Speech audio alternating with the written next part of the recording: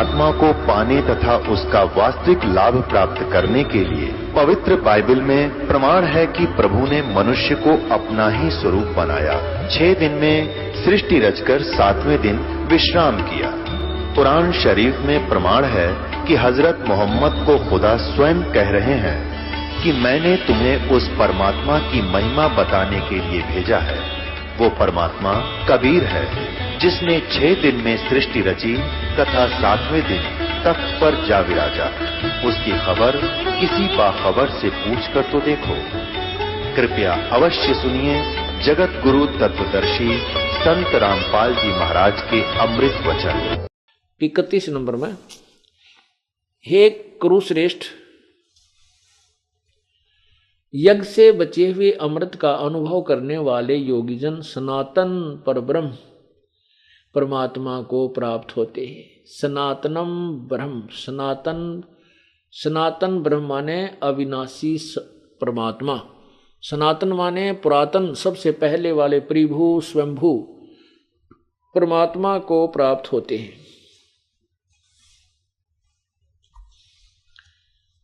तो यह मनुष्य लोक भी सुखदायक नहीं है, परलोक कैसे हो सकता है। फिर देखिए 31 नंबर में क्या लिखा है इन्होंने। एक कुरुश्रेष्ठ अर्जुन, यज्ञ से बचे हुए अमृत का अनुभव करने वाले योगीजन यानी साधक सनातन परब्रह्म को प्राप्त होते हैं, और यज्ञ न करने वाले जो साधना नहीं करते, भक्ति नहीं करते, वो तो इस लोक में सुखी होना, परलोक कैसे प्राप्त होगा ये देखना। यज्ञ न करने वाले पुरुष के लिए तो यह मनुष्य लोक भी सुखदायक नहीं है, तो फिर परलोक कैसे हो सकता है। अब आगे देखो 32 में क्लियर कर दिया। इसमें कहा है कि इस प्रकार और भी, और नहीं है ये, और शब्द नहीं, इस प्रकार बहुत तरह के यज्ञ, इस प्रकार के बहुत तरह के यज्ञ वेद की वाणी, यहां लिखा है ना वेद की वाणी लिख दिया, नहीं, यह है ब्रह्मणे मुखे। ब्रह्मणे माने सच्चिदानंद घन परमात्मा के, मुखे माने मुख्य ज्ञान में, मुख्य वाणी में यानी तत्व ज्ञान में, और पूर्ण परमात्मा के ही मुखारविंद से, इसका ये अर्थ बनता है। विस्तार से कहे गए हैं और उन सब को तू मन इंद्रियों और कर्म जान, यानी कर्म करने से ही होने वाले जान, यानी जो साधना करेंगे मन इंद्रिय और शारीरिक क्रिया द्वारा संपन्न होने वाले जान। इस प्रकार तत्व से जानकर उनके अनुष्ठान द्वारा तो कर्म बंधन से सर्वथा मुक्त हो जाएगा। उस तत्व ज्ञान को, जो कौन से को, जो ब्रह्मणे मुखे। अब यहां देखो, अब आपको दिखाता हूं ब्रह्मणे का क्या अर्थ होता है। अध्याय नंबर 17 का मंत्र नंबर 23 देखो। ये अध्याय नंबर 17 और यहां देखो 23, इसका मंत्र है 23। ये लिखा है ओम तत्सत इति निर्देश है ब्रह्मणे। ब्रह्मणे माने पूर्ण परमात्मा, सच्चिदानंद घन परमात्मा, इसका अर्थ दिखाता हूं। त्रिविध है, समर्थ है। उसको इस सच्चिदानंद घन ब्रह्म का के स्मरण का, प्राप्ति का ओम तत्सत, यह इसी एक तीन प्रकार से सिमरण करने का ये मंत्र का निर्देश है। ब्राह्मणा तेन वेदा च यज्ञा च विहिता पुरा।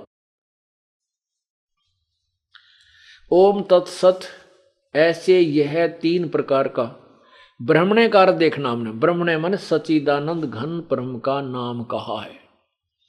ये क्योंकि इस परमात्मा की प्राप्ति के लिए और इसी के द्वारा इस भगवान ने ही खुद वो वेद तत्व ज्ञान कहा है, उसके विषय में यहां लिखा है। ब्रह्मणे का अर्थ देखना सच्चिदानंद घन ब्रह्म, यानी सच्चिदानंद घन परमात्मा, ब्रह्म माने परमात्मा।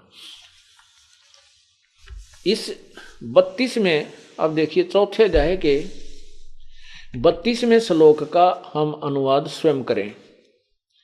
ये ठीक है। इस प्रकार ये एवं इन्होंने यहाँ इसी प्रकार बहुत प्रकार के, जैसे ये साधना तुम ये योगीजन करते हैं, ऐसे ही इसी प्रकार के बहुत निर्णायक ज्ञान उस तत्व ज्ञान के अंदर पूर्ण परमात्मा के मुख से, सच्चिदानंद घन परमात्मा के मुख से, मुख्य ज्ञान में उन्हीं के मुखारविंद से जो बोला गया है, उस तत्व ज्ञान सवसम वेद तत्व ज्ञान में बहुत विस्तार से कहे गए हैं।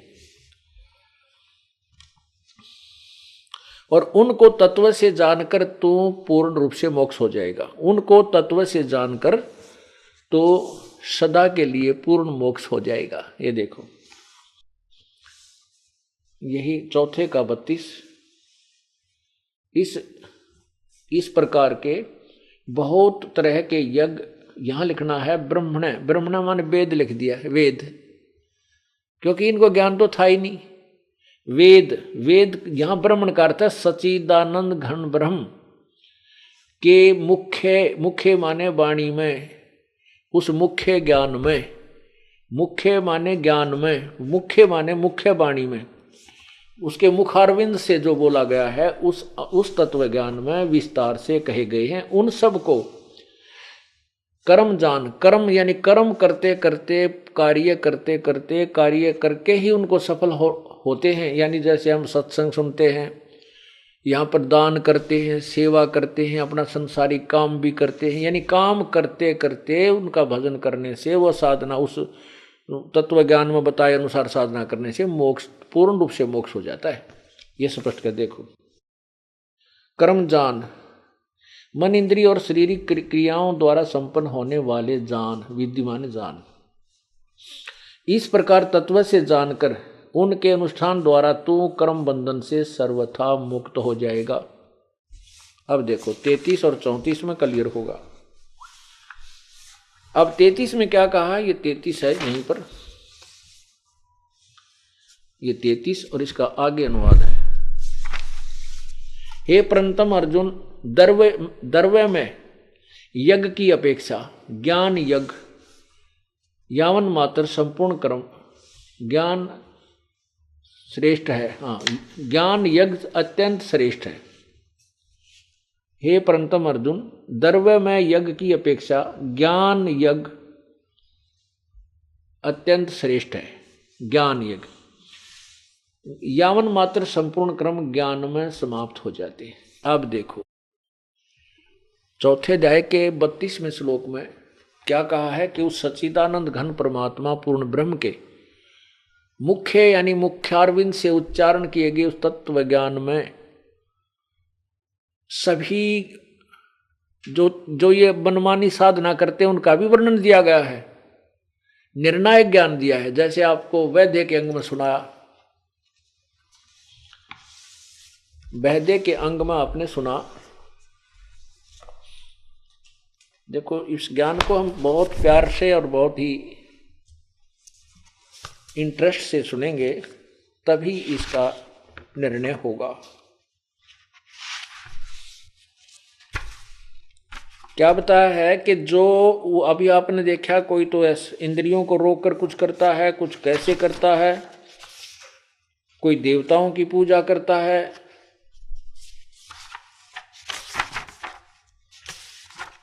कहते हैं उस तत्व ज्ञान में सवसम वेद में वो भी वर्णन कर रखा है कि ये इसके करने से ऐसा लाभ नहीं है, ऐसा करने से इसका ये लाभ है, ये व्यर्थ है। क्या बताया है, सट दर्शन सट भेष कहावे, बहुविध धूंधू धार मचावे। सट दर्शनीय संत हैं, गिरी पुरी वैष्णव उग्घड़ और ये कितने प्रकार के, कहते हैं ये सभी भक्ति में तो डूंडा ठाए दिखे कि भी तोड़ पाड़ रहे हैं। कोई तो खड़ा होकर तप है, कोई धूने ला रहा है, कोई माला घाल रहा है, कोई नंगा फिरे है, सर्दियों में भी बाहर बैठा रहा पशु की तरह, कोई किसी प्रकार। कहते ये धून धून धार यानी कति कमाल करते दिखे, डूंडा ठाए दिखे, बड़ी भक्ति कर रहे हैं। लेकिन ये साधना तत्व ज्ञान के शास्त्र विरुद्ध होने से, तत्व ज्ञान में तत्व ज्ञान वाली साधना ना होने से ये व्यर्थ है। तो इसमें यही बता रहा है क्या कि जो कोई कुछ देवताओं ने पूजा है, कोई कैसा करता है, वो भी ज्ञान उस तत्व वेद के अंदर परमात्मा ने वर्णन दिया है कि उनके विषय में भी जानकारी दी है, तो उस तत्व ज्ञान को समझ। ये देखो पहले इस 33 में इस चौथे अध्याय का गीता जी अध्याय नंबर 4 कि अब हम ये 33 आपने पढ़ लिया, अब 34 देखें क्या कहा 33 में कि हे परंतम अर्जुन, द्रव्य में यज्ञ की अपेक्षा ज्ञान यज्ञ अत्यंत श्रेष्ठ है। इसका अर्थ क्या बनता है कि परमात्मा ये गीता ज्ञान दाता ये कहना चाहता है, जैसे आप भंडारे कर देते हो, दान दे देते हो कि 10 लाख दे दिए, कि तक कुछ दे, कहते ये ज्ञान ये जो द्रव्य से तो आप यज्ञ कर रहे हो, धन से, इसकी अपेक्षा तुम ज्ञान ग्रहण करो। और ज्ञान जब आपको हो जाएगा फिर आपके सभी यज्ञ समाप्त हो जाएंगे जो तुम गलत कर रहे हो। फिर आप फूंक फूंक के कदम रखोगे, यथा स्थान पर दान करोगे। कुपात्र को किया हुआ दान व्यर्थ होता है। तो उसके लिए क्या बताया है कि अब देखो, जैसे ये ज्ञान बताया ना, इसका 32 से संपर्क है 34 में अध्याय का, गीता अध्याय नंबर 4, इसका ये 32 का संपर्क 34 से है सीधा। इस प्रकार बहुत तरह के यज्ञ वेद की वाणी नहीं है, ये ब्रह्मण्य मुखे उस पूर्ण सच्चिदानंद घन परमात्मा की के मुखारविंद से उच्चारण किए गए उस तत्व ज्ञान रूपी मुख्य ज्ञान में विस्तार से कहे गए हैं। उन सब को तू कर्म इंद्रिय और शारीरिक क्रियाओं द्वारा संपन्न होने वाले जान। इस प्रकार तत्व से जानकर उनके अनुष्ठान द्वारा ही तू कर्म बंधन से सर्वथा मुक्त हो जाएगा। आगे देखो, अब 34 में आ जाओ सीधा। इसमें क्या कहा है, उस ज्ञान को तू उस ज्ञान को तू तत्वदर्शी ज्ञानियों के पास जाकर समझ, उनको भली भांति दंडवत प्रणाम करने से, उनकी सेवा करने से और कपट छोड़कर सरलता पूर्वक प्रसन्न करने से वे परमात्म तत्व को भली भांति जानने वाले ज्ञानी महात्मा तुझे तत्व ज्ञान का उपदेश करेंगे। अब इसका क्या अर्थ बना, स्पष्ट हो गया कि उस तत्व ज्ञान को जो पूर्ण परमात्मा ने अपने मुखारविंद से बोला है, उसके लिए तू तत्व ज्ञानियों के पास जा। गीता ज्ञान दाता कहता है मैं उस ज्ञान को बताने में असमर्थ हूं। इससे यह भी सिद्ध हुआ कि गीता जी का ज्ञान कंप्लीट नहीं है लेकिन गलत नहीं। जैसे बीए का सिलेबस होता है, जैसे 10वीं कक्षा तक का, मैट्रिक तक का जो सिलेबस है वो गलत नहीं है लेकिन बीए और एमए का नहीं है, ऐसा ही समझो। तो उसमें क्या बताया कि उस ज्ञान के विषय में जो कोई देवताओं की पूजा करते हैं, कोई इंद्रियां रोक कर हठ योग करते हैं, कोई इंद्रियों को रोकने की चेष्टा करते हैं, कोई योग ही करते रहते हैं, कहते वो ज्ञान भी उस तत्व ज्ञान के अंदर लिखा हुआ है। वो ठीक है या गलत है, उसको सुनिए। सट दर्शन सट भेष कहावे, बहुविध दूंदू धार मचावे, तीर्थ व्रत करें तर बीता, वो वेद पुराण पढ़त है गीता, ये भी बैदा है बैदे से भेद अलैदा, यो भी बैदा। बैदा मीन यूजलेस, जिसका कोई लाभ नहीं है। क्या क्या, सट दर्शन सट भेद भेष कहावे, बहुविध दूंदू धार मचावे।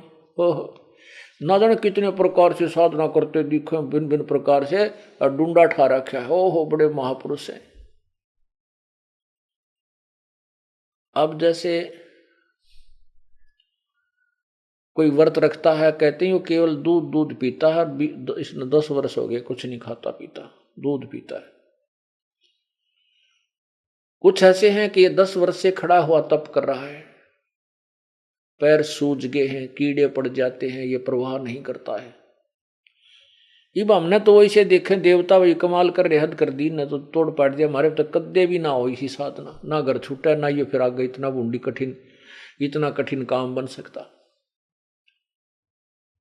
कोई 5 दूने ला कर इसे बूढ़े जेठ के महीने में बैठ जाए बीच में, भाई मारब तो नहीं बैठा जा, पर उनकी महिमा गाए बिना हम रह नहीं सकते, भाई कमाल की बात है। तो परमात्मा कहते हैं 60 दर्शन 60 भेख कहाँ है, भेख माने पंथ, और बहुविध धूं धूं धार मचावे ढूंढा ठारे हैं। क्या क्या करते हैं, तीर्थ व्रत करें तर बीता, वेद पुराण ये पढ़ते हैं गीता। अब वेद तो पढ़ते तो हैं और गीता भी पढ़ते हैं, लेकिन वेद और गीता में कंप्लीट ज्ञान तक होना और उसके अनुसार साधना करने से मोक्ष नहीं हो सकता, जन्म मृत्यु छूट नहीं सकती, किया हुआ कर्म ही भोग मिलेगा, पुण्य और पाप दोनों ही मिलेंगे। फिर क्या बताते हैं, चार संप्रदा 52 दवारे, जिन्हों नहीं निज नाम बेचारे। ओए होए, माला घाल हुए हैं मुक्ता, सटदल उवा बाई बकदा। क्या बता रहे हैं परमात्मा, 4 संप्रदा 52 दवारे, जिन्हों नहीं निज नाम बेचारे। कहती हैं 4 संप्रदाय बना रखी इन्होंने, और इन 52 प्रकार के इनके अलग अलग भिन्न भिन्न द्वार बनाए जाते हैं संप्रदाय के आधार पर। परमात्मा कह रहे हैं कि उन्होंने निज नाम पर विचार नहीं किया, उनको वास्तविक मंत्र का प्राप्त नहीं वास्तविक मंत्र प्राप्त नहीं हुआ, जो गीता जी के अध्याय नंबर 17 के मंत्र 23 में स्पष्ट किया है, ओम तत् सत इति निर्देश ब्रह्मण, इति निर्देश ब्रह्मण त्रिविध समर्थ है। उस पूर्ण परमात्मा सच्चिदानंद घन परमात्मा की प्राप्ति के लिए, उस सच्चिदानंद घन परमात्मा की प्राप्ति के लिए ओम तत्सत इस 3 मंत्र के जाप का, जिसको 3 प्रकार से त्रिविधि 3 प्रकार से जाप किया जाता है, और यही उसके स्मरण का मंत्र कहा जाता है। ब्राह्मण का अर्थ होता है तत्वज्ञानी। अब क्योंकि ब्राह्मण नकली गणे हो गए, जैसे नकली गुरु कहो चाहे ब्राह्मण कहो, इसलिए अब ब्राह्मणों, क्योंकि अब जो ब्राह्मण की के उपाधि पाकर, पंडित की उपाधि पाकर सारी बकवाद घटता है, तो ब्राह्मण नहीं है, बेशक फीत लाग रही है। जैसे कोई गुरु लोग हैं, गुरुआ गाम बिगाड़े संतो गुरुआ गाम बिगाड़े, ऐसे कर्म जीव कला दिए ईब जड़ा नहीं जाड़े, तो वह गुरु नहीं है। अब क्या लिखा कि प्रारंभ के अंदर ब्राह्मणा जो विद्वान पुरुष तत्व ज्ञान दर्शी जो होते थे, वो उसी तत्व ज्ञान के आधार से साधना करते थे, अन्यथा डले ढोया करते, लेकिन वो जो परमात्मा आते हैं चारों युगों में, फिर वो समझाते हैं, तो ब्राह्मण वही होगा जो इस मार्ग को ग्रहण कर लेगा। तो अपनी यज्ञ क्रियाएं उसी ज्ञान के आधार से करते थे। तो यहां क्या बताते हैं, 4 संप्रदा 52 द्वारे, जिन्हों नहीं निज नाम बेचारे। गीता जी अध्याय नंबर 8 के मंत्र 13 में स्पष्ट किया है, गीता ज्ञानदाता ब्रह्म कह रहा है कि मेरा तो केवल एक ओम मंत्र है। देखिएगा गीता जी अध्याय नंबर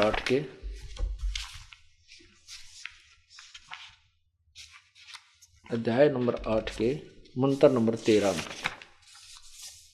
ये देखिएगा,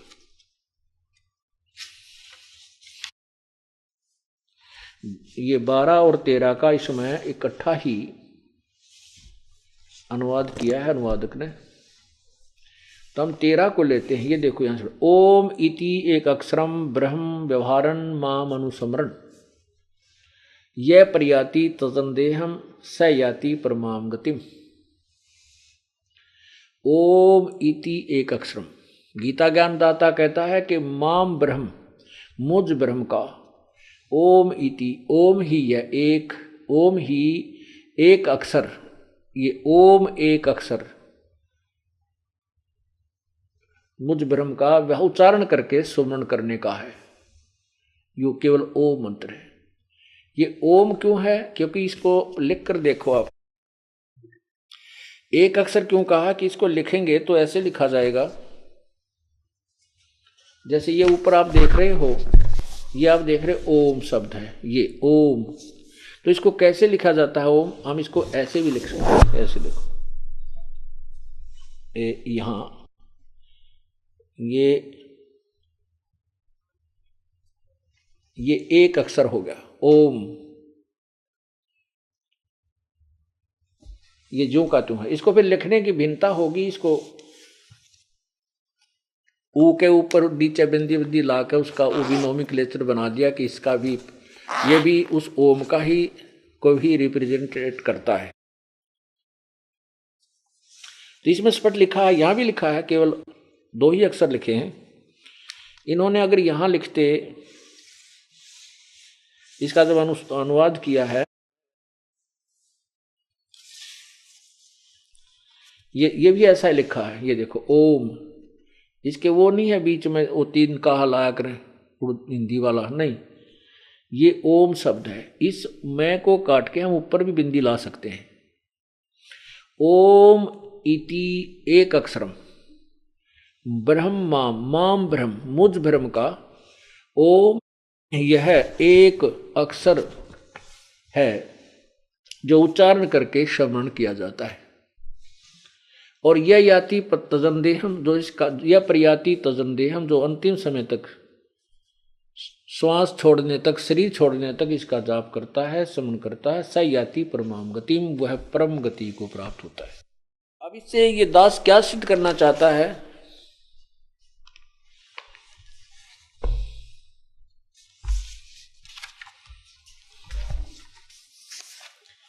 ये सिद्ध करना चाहता है कि परमात्मा के सवसम वेद में जो ज्ञान लिखा है वो कितना निर्णायक है।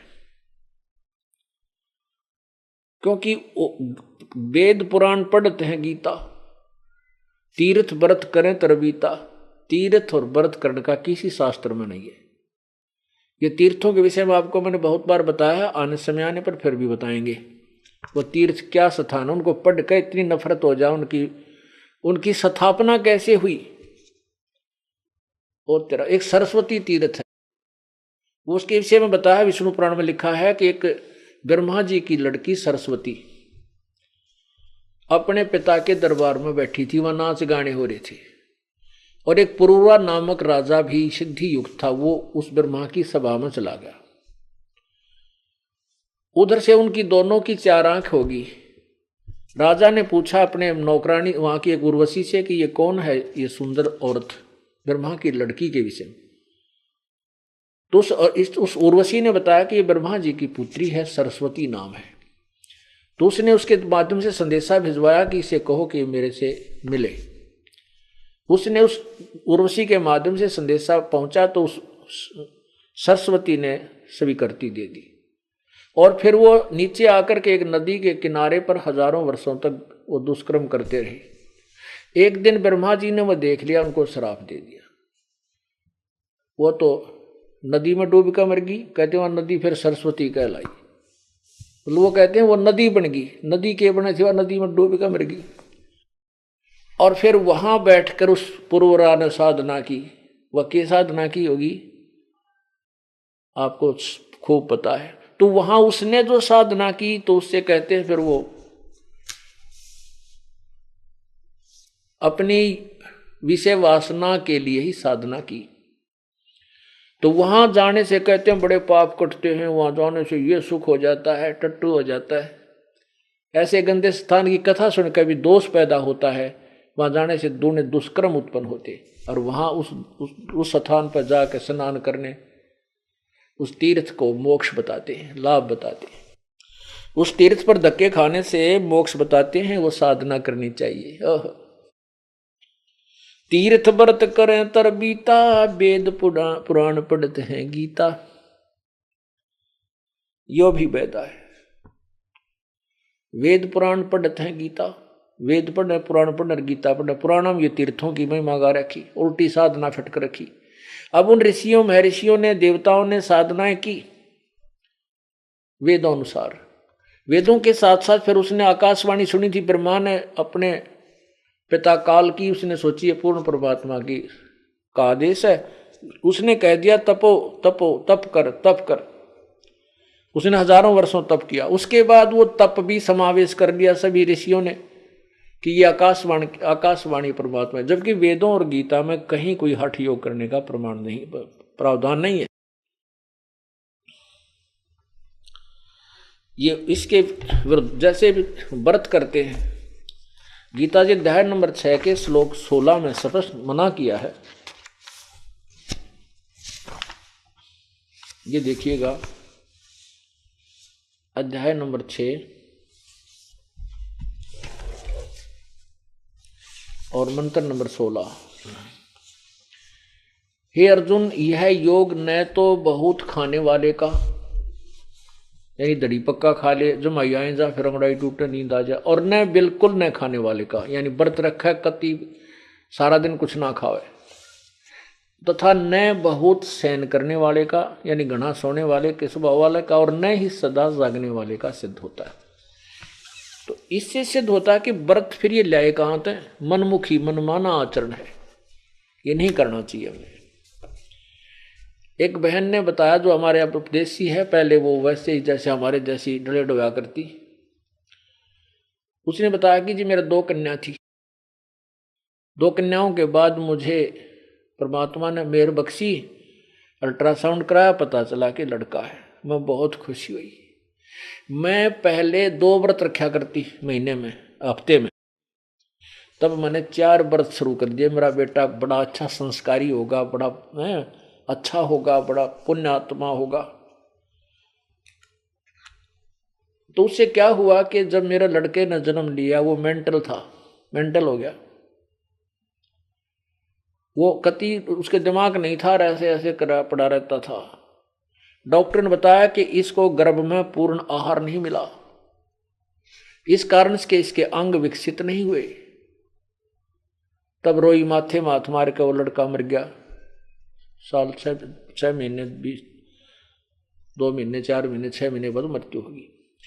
उसके बाद उसने व्रत करने छोड़ दिए, अपचक ली, कहती सभी साधना त्याग दी। फिर ऐसे हमारे कोई बहन या भाई उनसे मिले जा करके, हमारा बच्चा भक्ति का भक्त, उनको समझाया, उस बेटी को, उसके पति को। वो फिर हमारे पास आई, करौथा आश्रम में, उसने उपदेश लिया।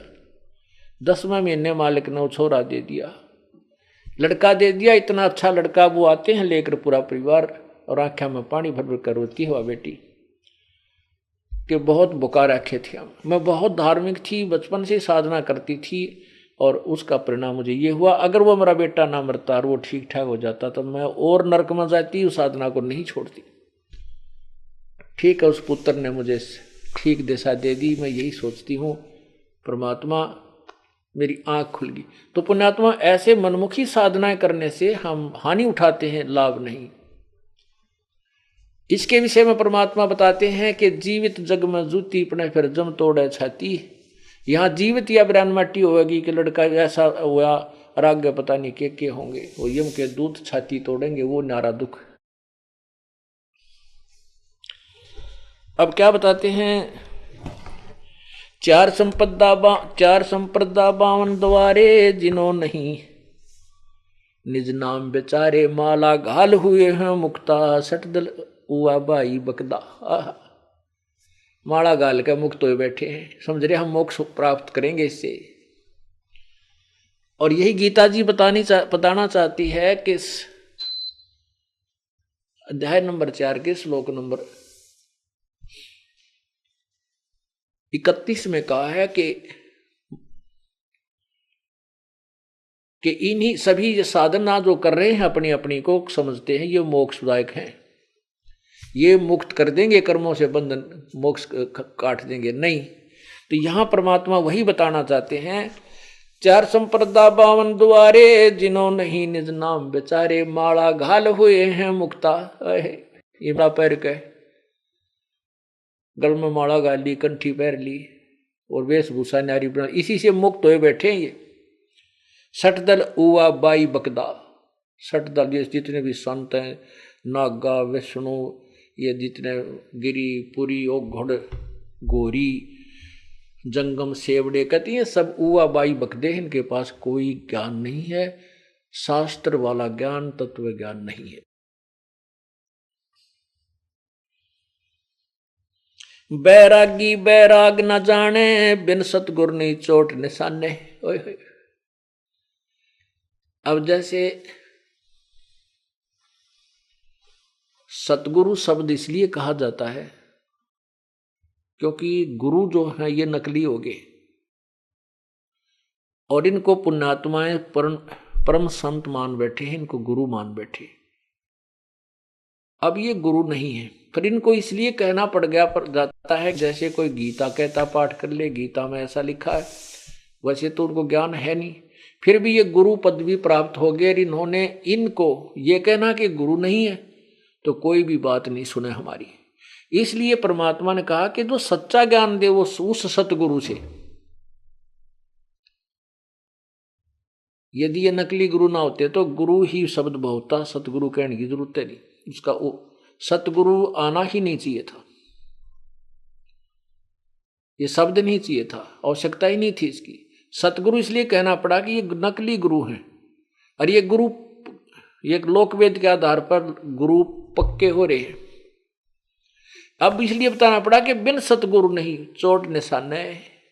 सतगुरु माने सतगुरु जो तत्वदर्शी संत को सतगुरु कहते हैं। बैरागी बैराग न जाने, बिन सतगुरु नहीं चोट निशाने। 12 बाट बिलोरी, 12 बाट बेटम बिलोरी, सठ दर्शन में भक्ति ठगोरी। ये 12 बाट हैं, ये बेटम माने ये पाखंडी, ये बिल्कुल 12 बाट हो जाएंगी। और इस सठ दर्शन में भक्ति ठगोरी, ठगी की भक्ति है, झूठी कपट की भक्ति है, ये यथार्थ साधना नहीं है। और बिना सतगुरु के चोट निशाने पर नहीं लग सकती। परम संत के बिना ये तत्व ज्ञान प्राप्त नहीं हो सकता जिससे मोक्ष हो सकता है। ये चोट निशाना करना यथार्थ ज्ञान तत्वदर्शी संत के बिना नहीं मिल सकता, वो सही साधना प्राप्त नहीं हो सकती।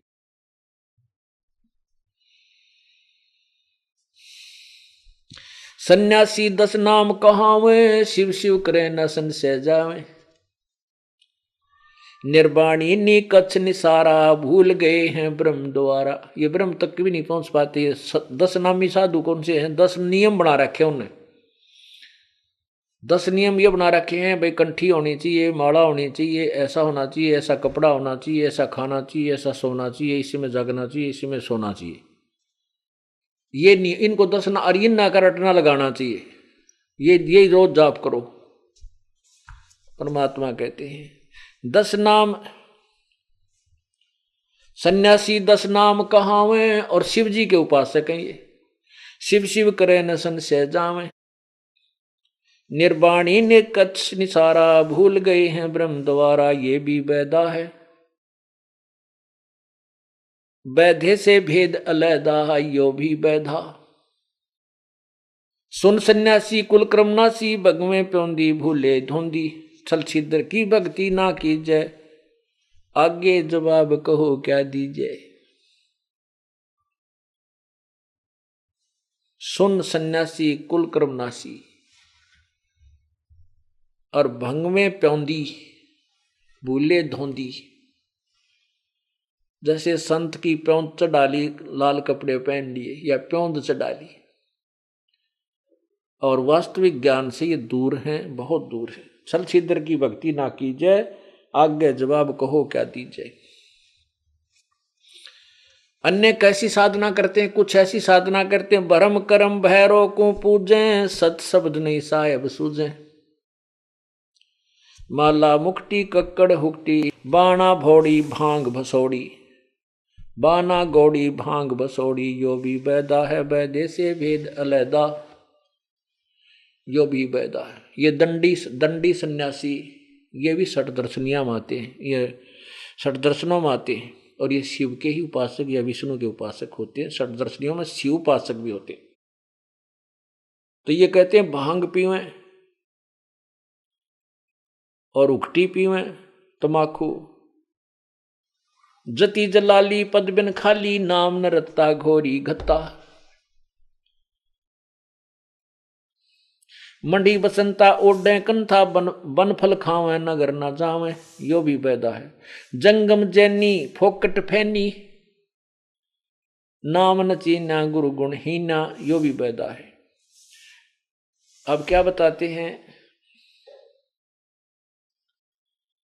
कि जंगम जैनी फोकट फैनी, ये जैनी है, जंगम शेवड़े जितने भी साधन ये फोकट हैं। फनी माने विनाशक, नाशदायक इनकी साधना है, ये जीवन नष्ट करने वाली। फैनी माने जीवन नष्ट करने वाले, लोग दिखावा करने वाले।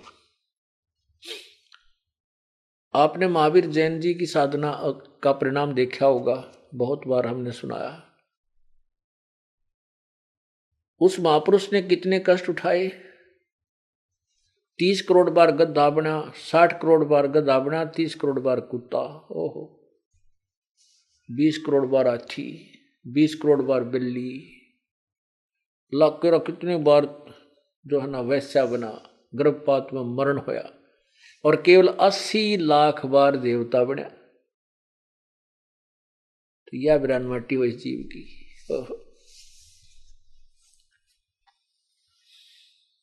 क्या बताते हैं, बैरागी सन्यासी शेवड़े तन पर छार लगावे हैं, 500 नार 2500 लड़के ये धूंधू धार मचावे हैं। क्या कहते हैं कि सन्यासी बैरागी शेवड़े तन पर छार लगावे हैं और 500 नार 2500 लड़के इनके अंदर धूंधू धार मचावे हैं। यो भी बैदा है, बैदे से भेद अलहदा, बैदा क्यों जाना, क्योंकि हमें सतगुरु बैठे न्यू जाना। गरीबदास जी कह रहे हैं कि वे तुमने बैदा क्यों मान। गरीबदास जी से पूछा किसी ने कि तुम इसको बैदा किस लिए कह रहे हो, कि ये नहीं करनी चाहिए साधना, कि हमने सतगुरु मिल गए इसलिए जान लिया। और यही पवित्र गीता जी अध्याय नंबर 4 के मंत्र 25 से लेकर 34 तक स्पष्ट करता है कि कोई तो ऐसी साधना करता है, कोई देवताओं की पूजा करता है, कोई योग करता है, कोई हठ योग करके इंद्रियों को रोकने की चेष्टा करता है, कोई प्राण यानी श्वास उस श्वास पे कई कहते हैं बस सांस बाहर आ उस पर ध्यान रखे, अंदर जाओ उस पर ध्यान रखे, ये पान अपान से क्रिया होगी तेरी, ये श्वास की क्रिया, इस पर ध्यान रखे नहीं। तो परमात्मा गरीबदास जी कहते हैं मुझे सतगुरु मिल गए इसलिए पता लग गया मुझे कि ये वैधा है, व्यर्थ है। और यही गीता जी कहती है कि जब तू तत्व ज्ञान उस तत्वदर्शी संत की खोज कर, वो तुझे परमात्मा के बारे में तत्व ज्ञान देंगे, और उस तत्व ज्ञान में ये सभी निर्णय ये भी लिखे होंगे इनसे क्या लाभ है। अब जैसे बबूल यानी किक्कर के पेड़ की महिमा भी बताई जाती है कि ये जंगल के हिस्ट्री में कि ये ऐसा वृक्ष है, इस पर कांटे कांटे लगेंगे, फल नहीं लग सकते। आपने आम चाहिए फलदार पौधे की, ये फलदार पौधे ऐसे ऐसे होते हैं, आम बोना है तो ऐसा होता है। तो ऐसे ही तत्व ज्ञान के अंदर सभी ज्ञान दिए गए हैं, जो अन्य साधक करते हैं उससे भी लाभ होता है आध्यात्मिक, लेकिन वो कितना होता है, वो हमें सफिशिएंट है या नहीं है, पर्याप्त है कि नहीं है, तो इस तत्व ज्ञान से ही इसका परिणाम निकलेगा, रिजल्ट निकलेगा।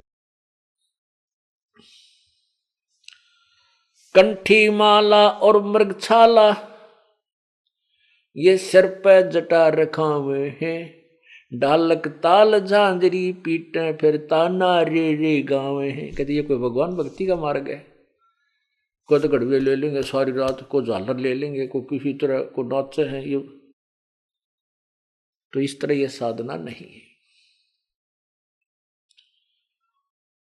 यो भी बैदा है, बैधे से भेद अलैदा, बैदा क्यों जाण्या हम सतगुरु बैठे न्यू जाण्या।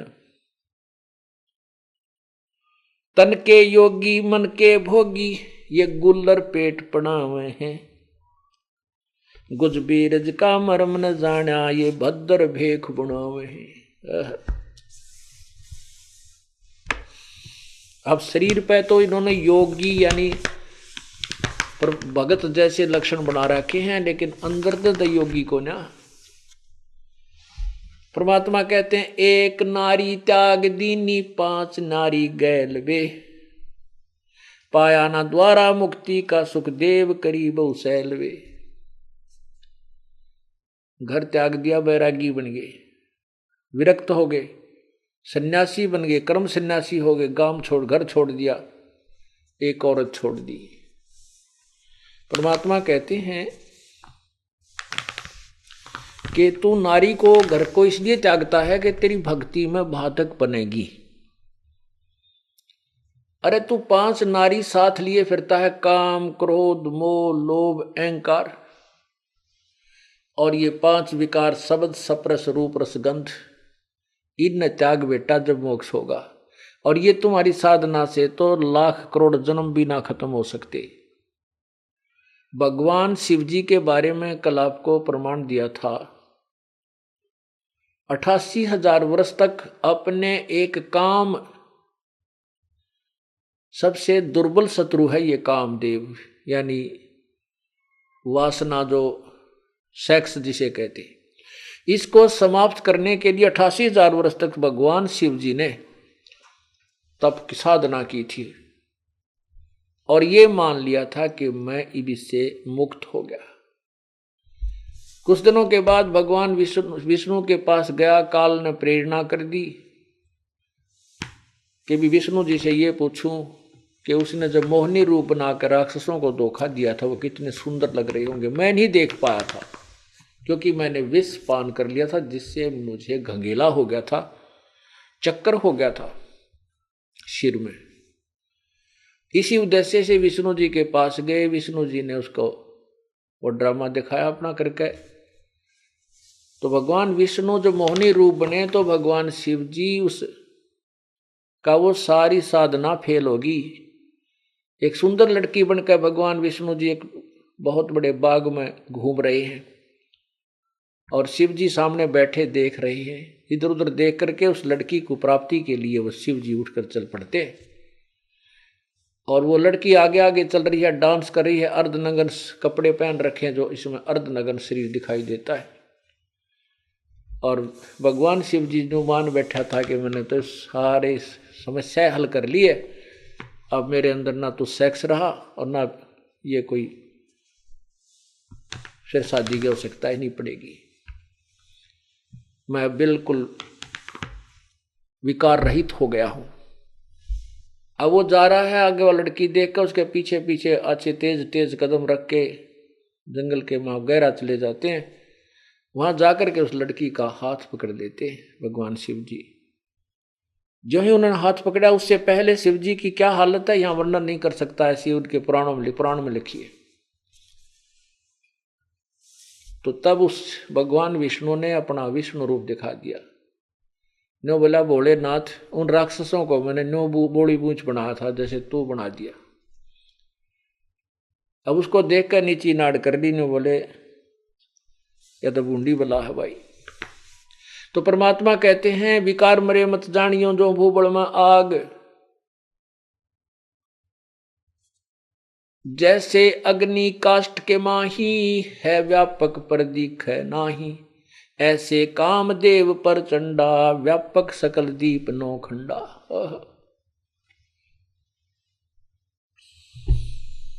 तो यहां यही बताना चाहते हैं कि सन्यासी बैरागी सन्यासी सेवड़े तन पर छार लगावे हैं और 500 नार 2500 लड़के धूंधार मचावे हैं। फिर क्या बताते हैं भाई, करवा और कोपीन लिए जो बनखंड गुफा बनावे हैं, खुदा कुत्ती घट में दूती, फिर गृह द्वारे आवे हैं। देखे कहते मन के मारे बन गए, बन तज बस्ती माही, कह कबीर मैं क्या करूं ये मन तो माने नाही। इस मन को मनाने की फिर विधि भी बताई है परमात्मा ने। तो यहां क्या बताते हैं कि जैसे घर त्याग दिया, वन में चले गए, वहां जाकर मान लिया आप वन में चले भी गए तो सारा साज बाज जोड़ना पड़ेगा, गर्मी सर्दी से बचने के लिए, बरसात से बचने के लिए, ओलात बचने के लिए झोंपड़ी गालनी पड़ेगी। और कपड़े भी चाहिएंगे, रजाई भी चाहिएगी, रोटी खाने का कोई साधन भी बनाना पड़ेगा, चाहे मांग के लाना पड़े, चाहे आप भिक्षा सूखी मिले तो बनाना पड़ेगा। ओए सांग फेर जोड़ दिया, बता इसमें क्या फर्क पड़ गया भाई। घर में विशेषकर ये हिम्मत मनुष्य ज्यादा करते हैं घर त्याग कर चले जाने की। परमात्मा ये बताना चाहते हैं, घर पे मान ले तेरा शादीशुदा है, तू रोटी बनी बनाई मिल रहा है, जो अपना दैनिक कार्य करो और परमात्मा का भजन भी साथ करो। तो यहां क्या बताना चाहते हैं, कुरुआ और कोपीन लिए जो बनखंड गुफा बना हुए हैं।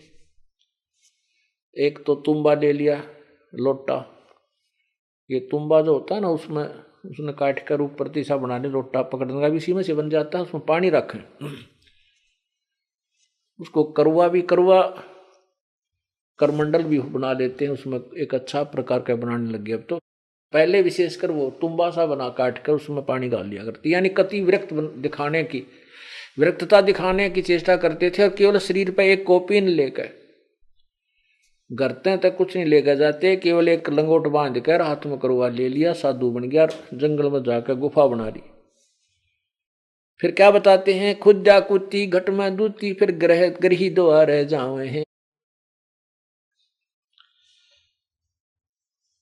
वह पेट खुदा माने भूख, क्षुधा,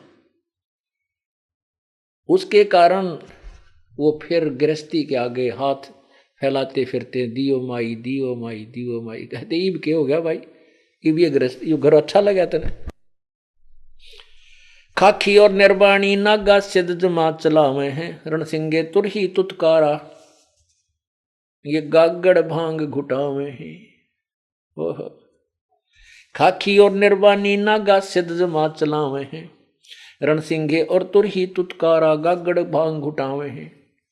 अब ये क्या करते, भांग क्यों पीने लगते हैं ये। अब आज ध्यान से भूखा रहना पड़ा जंगल में, और फिर कुछ दिन के बाद रह रह कर घर की याद भी सताती रहती है। एक बतांडी पा के निकल जाए ये, फिर उल्टे नहीं जानते कि थरी हंसी होगी।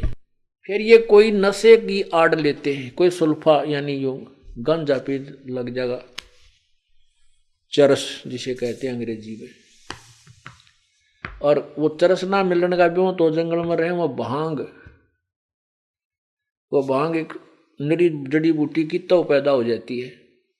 उस भांग ने घोट कर उसके पत्ता नर पानी में डालकर वो पी कर अपना पड़े रहे उड़े बेसुध हुए। ये वही है कौन, खाखी और निर्वाणी नागा सिद्ध जमा चलावे हैं, रणसिंगे तुरही तुतकारा, गागड़ भांग घुटावे हैं। यो भी बैदा है वैदे से भेद अलैदा, यो भी बैदा बैदा क्यों जाण्या, हम सतगुरु बैठे नो जाण्या।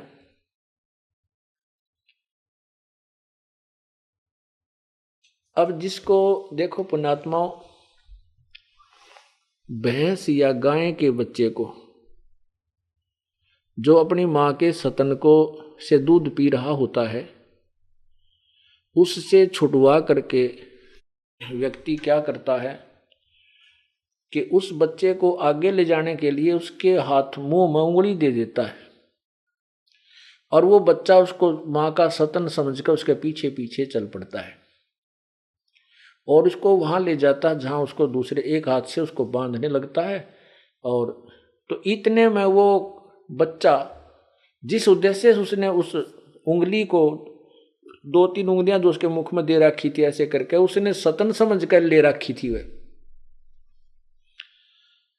और स्तन में तो दूध आवा था मीठा मीठा, इवन उंगलियां में तो क्या आवा था। थोड़ी देर तो वो चूसता है कि तुझे वही वस्तु प्राप्त है, लेकिन उसमें दूध तक कोई नहीं, फिर छोड़ देता है, फिर ऐसे ऐसे झटके मारता रहता है, फिर क्या मिल रहा, बांध दिया। तो ऐसे ही जो ये पुण्यात्मा पूर्व जन्म की थी वो घर त्यागने, ये प्रेरणा उन्हीं में होती है जो पहले जन्म के संस्कारी हंस होते हैं, जो जन्म जन्मांतर से भक्ति करते हुए आते हैं। फिर वो वहां से, क्योंकि तत्व ज्ञान किसी के पास है नहीं और वो प्रेरणा परमात्मा पाने की प्रबल है, घर त्याग जाते हैं। आगे उनको इसे अनाड़ी मिल रहे हैं ये नकली गुरु। अब उनको वो भक्ति बताते हैं, उसमें उनका आनंद आता नहीं, तो वो फिर दूसरे के पास भागते हैं, तीसरे के पास भागते हैं, चौथे के पास भागते हैं। फिर देखते हो आनंद तो वो है नहीं भक्ति में जो आपको आ रहा है। तो वो फिर क्या करें, फिर को तो शराब सुल्फा पीने लाग जा। सुल्फा महंगा गणा, ये भांग फ्री की मिल रहा है, या नरी उत्पन्न हो जाती है, जड़ी होती है, एक पौधा होता है छोटा छोटा सा, उसको पी का अपने पड़े रहे बेसुध हो, ना घर की याद आवे ना को भगवान की याद रहे। आपको इसका परिणाम दिखाते हैं, क्योंकि इन नकली ऋषियों को, नकली गुरुओं को उखेड़ने के लिए, इनकी पालिश तारण के लिए बहुत घने रेग मारने पड़ेंगे। और वो आपको दिखाते हैं महर्षि दानंद। महर्षि दानंद तो ऐसा पाक रहा था, नुचाड़ा पाट रहा था, हे भगवान। इसके बारे में तो जनसाधारणों का था, ओहो तो भाई महापुरुष पड़ा था, बड़ा विद्वान पुरुष था। अरे तेरा गजब भाई। मेरे सगे मामा जी MA in English, MA in Sanskrit, double MA, Sanskrit से MA, और वो आर्य समाज और महर्षि दानंद से तगड़े प्रभावित। एक बार मेरी माताजी बीमार होगी, क्रोथा आश्रम में मेरे पास ही रहती है, उसका पता लगा, वो उसकी कुशल मंगल जानने आ गया। तो वहां उनसे बातचीत हुई। मैंने कहा ये महर्षि दानंद को वेद ज्ञान नहीं था। और क्या कह रहे हो? ओह बस भाई, वो तो बड़ा विद्वान पुरुष था, वो तो बड़ा महापुरुष था, बड़ा बाल ब्रह्मचारी था, और वो बड़ा सिद्ध पुरुष था। फिर उसको 1-2 पॉइंट दिखाया, आंखें देख के भी उठ कर चला पड़ा। तेरी माँ की इच्छा वो बता। मेरी माँ बड़ा भंडार में लौट रही है, फेंट ले उसने जा। और फेंट कर मेरी माँ को चला गया। कत्ती नहीं सुनी, ना वो आंखें देख के भी ना मान्य हुए, क्योंकि उसकी ऐसी फोकट महिमा बना दी कि आम आदमी इतना जबरदस्त प्रभावित हो गया कि उसके साथ वेदों का ज्ञाता है कोई ना। और महर्षि दानंद ने वेद का कै ख का भी नहीं पता था, कै ख नहीं जानता वेद को, सिर्फ सुने सुनाए ढंग से वो यूं कहता फिरा करता वेद का ज्ञान सच्चा है। और इसी कारण से अभी तक ये वेद जीवित रहे, क्योंकि उसने ढोल गणा पीट दिया कि वेद ज्ञान सच्चा है, वेद ही पढ़ने चाहिए और नहीं पढ़ने चाहिए। तो ये तो योगदान उसका मैं मानता हूं कि, और फिर उसके अनुयायियों का मानता हूं कि उन्होंने अभी तक वेदों को जीवित रखा। लेकिन उनको स्वयं वेद का कति ज्ञान नहीं, अभी तक ज्ञान नहीं इन लोगों को, जो उनके अनुयायियों को भी ज्ञान कहाँ होगा? जो महर्षि दानंद कोई नहीं है, हेड ऑफ द डिपार्टमेंट कोई नहीं है। अब ऋषि दानंद ये पूर्व जन्म का संस्कारी हंस होता है। ये परमात्मा के कभी ऐसे जो महान आत्मा होती, कभी ना कभी परमात्मा के शरण में जरूर रहे होते, और फिर उनका दुरुपयोग ये काल करता है, मिसयूज करता है। तो ये पहले जैसे ये इसके माता पिता जो शिव जी के उपासक थे, तो शिव जी के उपासक होने से शिव ने ही अपना वहां से एक रिजेक्टेड बॉम्ब भेज दिया। शिव के गण से, शिव के लोक से ये गण उपाधि प्राप्त होते हैं। फिर उनकी जब वहां बैटरी डिस्चार्ज हो जाती है, फिर भी उनमें थोड़ी बहुत रह जाती है छोटी मोटी जो पुण्य कमाई, तो उनको वो इष्ट अपने ही भगत के घर भेजता है। तो शिव के लोक से ये आत्मा आकर अपने, जिनके पिताजी शिव के तगड़े भगत थे, वो किसी को नहीं मानते थे शिव जी के बगैर, वहां उत्पन्न हो गए। और वो जो सुख हमने यहां से तो ऊपर के लोकों में घना सुख है, अब वो सुख यहां नहीं हो सकता उस आत्मा को, उसका फिर जी तो लगता नहीं यहां पर। घर भी त्याग दिया उसने 22 वर्ष की उम्र में। फिर वो चला, निरे नकली संत मिले, निरे नकली, तो उन सब के पास जाता रहा। एक पे गया, दूसरे पे गया, तीसरे पे, वहां पेटा नहीं मिला, फिर चौथे पे, फिर भांग पीने लग गया। यही बनता है, क्योंकि और तय वस्तु रही। एक बार ये भी सोचा कि मैं मर जाऊं, आत्महत्या कर लूं, यहां तक भी इस विचार किया उसने। फिर सोचा कि ज्ञान तभी पूरा हुआ नहीं, अभी मरना ठीक नहीं, ज्ञान पूरा हो जाएगा, फिर मृत्यु हो जाए तो अच्छा है। तो फिर वो भांग पीने लग गया। अब भांग के नशे में फिर उसने जो भी वो गंध इकट्ठा कराया था, कहीं की ईंट कहीं का रोड़ा, वो सत्यार्थ प्रकाश में ठोक दिया। ये कल भी आपको मैंने दिखाया था, आज फिर दिखाऊंगा और कई बार दिखाऊंगा जो पेटा भरेगा। ये देखिएगा, पहले तो ये दिखाता हूं आपको कि महर्षि दयानंद जी भांग पीते थे। ये देखिएगा, महर्षि दयानंद समग्र क्रांति के अग्रदूत, ये पुस्तक का नाम है। इसके संपादक हैं स्वामी सत्यप्रकाश शास्त्री सरस्वती। अच्छा आगे देखो,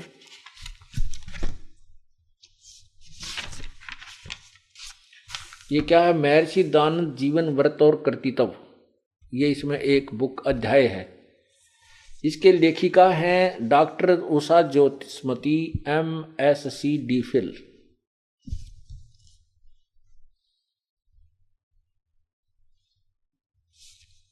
यहां देखिएगा कंप्लीट विवरण। संपादक हैं स्वामी सत्यप्रकाश सरस्वती, प्रकाशक हैं डॉक्टर कुमारी स्वाध्याय संस्थान विज्ञान परिषद भवन, महर्षि दयानंद मार्ग इलाहाबाद। और इसके मुद्रक यानी प्रेस, ये छपी कहां से है? मुद्रक है सरयू प्रसाद पांडेय नागरी प्रेस, आलोपी बाग इलाहाबाद। ये कौन सा अध्याय है वो आपको दिखाता हूं। ये देखिएगा, स्वामी दयानंद का सब लिखित जीवन व्रत, यानी स्वामी जी ने अपने कलम से लिखा है भूमिका। पूना के 15वें प्रवचन में ऋषि दयानंद ने अपना पूना पहुंचने तक के पूर्व चरित्र का विवरण किया। उसके लगभग 4 वर्ष पश्चात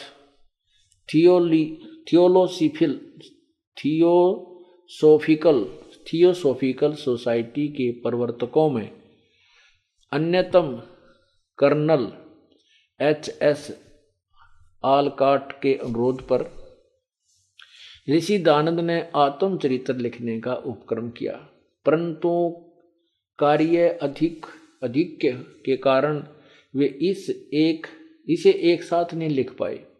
कुछ पृष्ठ लिखकर कर्नल आलकाट को भेजते रहे। अभी 3 अंश ही लिखकर दे पाए थे कि ऋषि दयानंद ने कर्नल आलकाट आदि से मतभेद हो जाने के कारण थियोसोफिकल सोसाइटी से अपना संबंध विच्छेद कर लिया। इस प्रकार आगे आत्मचरित्र का लिखना बंद हो गया। ऋषि दयानंद ने आत्मचरित्र आर्य भाषा हिंदी में लिखकर दिया था। ये देखिए क्या लिखा फिर आगे इसके, यहाँ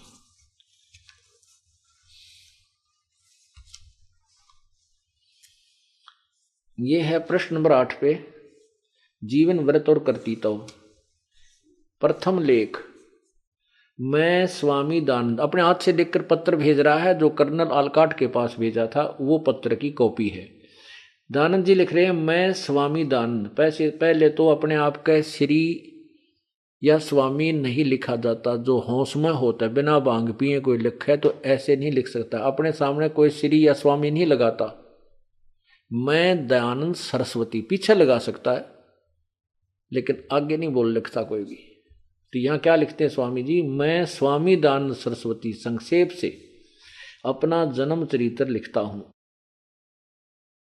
क्या बताते हैं कि संवत 1881 के वर्ष में मेरा जन्म दक्षिण गुजरात प्रांत देश काठियावाड़ का मजोकटा देश मोरवी का राज्य औदिच्य ब्राह्मण के घर में हुआ था।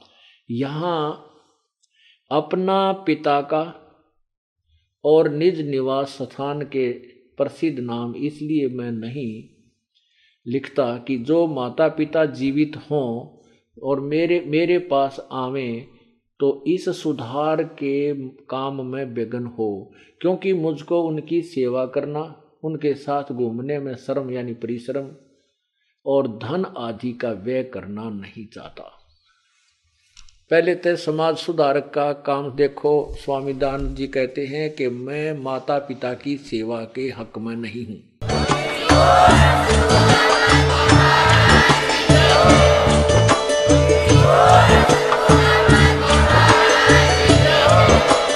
आप सुन रहे थे जगत गुरु तत्वदर्शी संत रामपाल जी महाराज जी के मंगल प्रवचन। अधिक जानकारी के लिए विजिट कीजिए हमारी वेबसाइट www.jagatgururampalji.org। संत रामपाल जी महाराज जी के शुभ आशीर्वाद से पूरे विश्व भर में 500 से भी ज्यादा नाम दीक्षा केंद्र हैं, जिन पर संत रामपाल जी महाराज जी द्वारा ऑनलाइन निशुल्क नाम दीक्षा दी जा रही है। अपने नजदीकी नाम दीक्षा केंद्र का पता करने के लिए संपर्क करें 8222880541।